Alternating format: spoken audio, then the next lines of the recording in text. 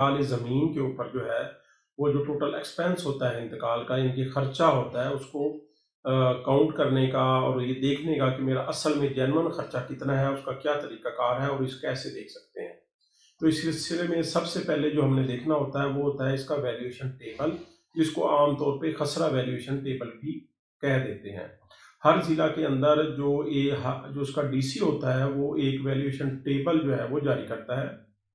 اس میں اس ضلع کی تمام زمین کا مربع نمبر، قلعہ نمبر، خسرہ نمبر کے حساب سے ہر ایریے کا الگ الگ جو ہے وہ ڈی سی ریٹ دیا ہوتا ہے، وہ ویلیویشن ٹیبل کہلاتا ہے۔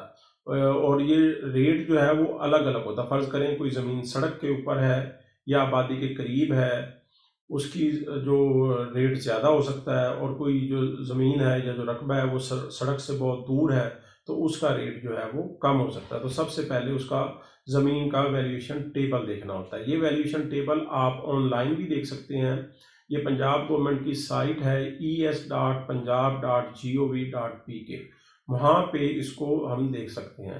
اس کے اندر سب سے پہلے جو معلومات ہوتی ہیں کہ سب سے پہلے جو زرعی زمین ہوتی ہے اس میں اس کے ضلع کا نام ہوتا ہے، تحصیل کا نام ہوتا ہے، قانون گوئی کا نام ہوتا ہے، پھر وہ لوکیشن ہوتی ہے کہ اس جگہ پہ موجود ہے، قلعہ نمبر، مربع نمبر ہوتا ہے۔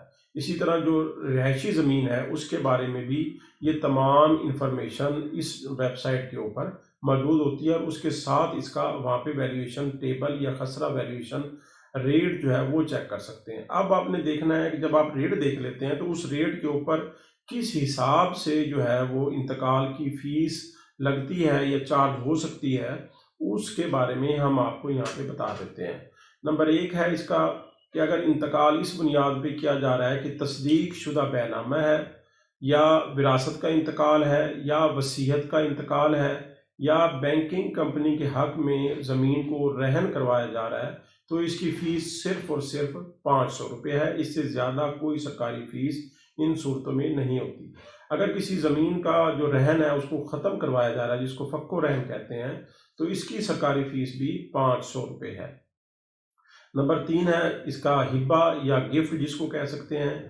ہبہ اگر قانونی وارث کے حق میں ہو اور 25 ایکڑ تک ہو تو اس کی فیس 500 روپے ہے۔ لیکن اگر ہبہ قانونی وارث کے حق میں ہو لیکن 25 ایکڑ سے زیادہ کا رقبہ ہو تو اس کی جو قانونی فیس ہے وہ ویلیویشن ٹیبل کے مطابق آپ نے کیلکولیٹ کرنی ہے، اور وہ 3% ہوگی۔ 3% کے حساب سے اس کے اوپر وہ جو ہے نا فیس لگے گی۔ اس کے بعد اگر ہبہ قانونی وارث کی بجائے کسی اور شخص کے بارے میں ہو تو اس کے اوپر بھی 3% کے حساب سے جو ہے وہ اس کی انتقال کی فیس لگے گی۔ اگر قانونی وارثان کے درمیان زمین کے بارے میں کوئی تصفیہ ہو اور تصفیے کی روح سے زمین کا انتقال ہونا ہو تو اس کی انتقال کی فیس بھی 500 روپے ہے۔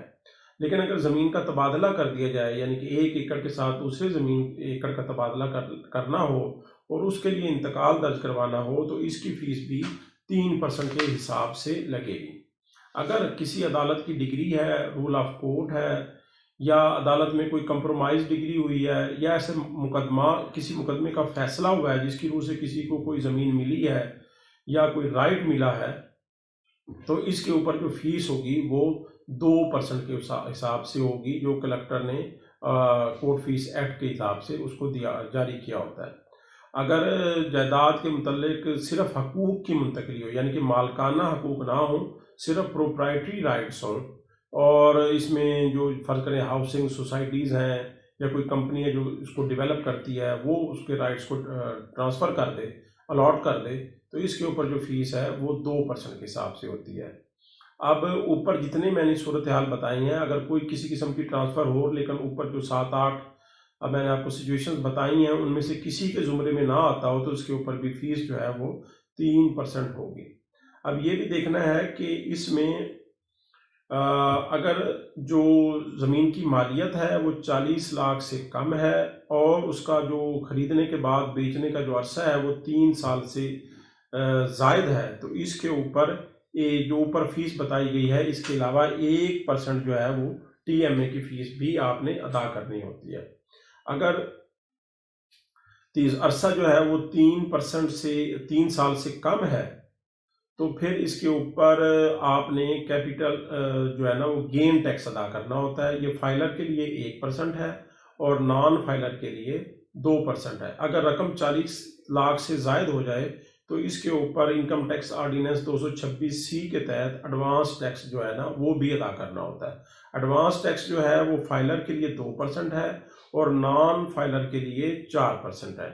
CVT जो है वो ज़रूरी ज़मीन के ऊपर नहीं लगता, इसका इतलाक सिर्फ और सिर्फ जो है वो रहायशी ज़मीन के बारे में होता है।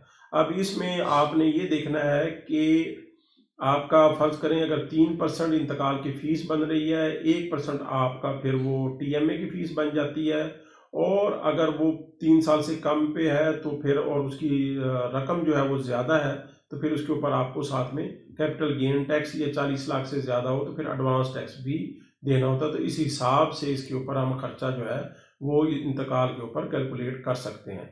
इसके साथ ही हमारा आज का मौजू ख़त्म होता है। इंशाल्लाह हाजिर होंगे नए किसी टॉपिक के साथ। अल्लाह हाफिज़।